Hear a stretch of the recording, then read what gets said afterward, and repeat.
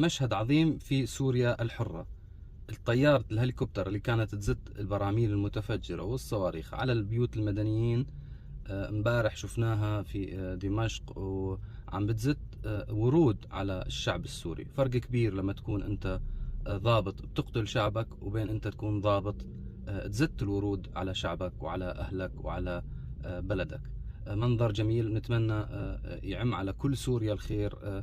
إن شاء الله تكون كل سوريا بكل طوائفها بكل أديانها بكل الأشخاص الموجودين فيها بدون تمييز طائفي أو عنصري، نشوفها سوريا موحدة كلها ورود، وإن شاء الله تعمر. ومنشوف الفيديو.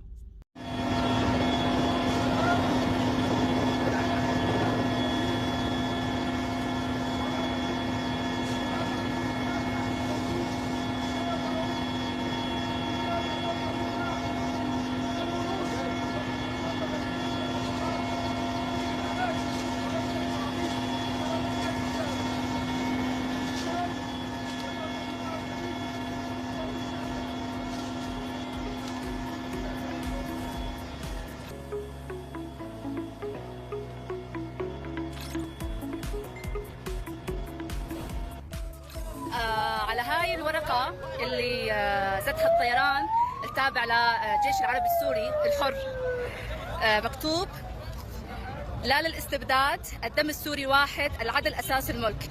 ها هي قيم الثورة يلي نحن طلعنا مشانها، يلي نحن مؤمنين فيها. إن شاء الله الأيام القادمة والسنوات القادمة رح تكون خير لكل السوريين، رح تكون خير لسوريا. سوريا من دون عائلة الأسد إلى أبد الآبدين. طبعا هذا المنظر اللي فوق لحش علينا. هي كان المجرم بشار الاسد، الساقط بشار الاسد، الساقط والمجرم كان يلحش البراميل. هي الطيارات طياره الهليكوبتر نفس الطياره، لكن اختلف عليها بين طيار فائت للضمير، طلع عليها بين طيار قليل شرف وبين طيار فيه شرف.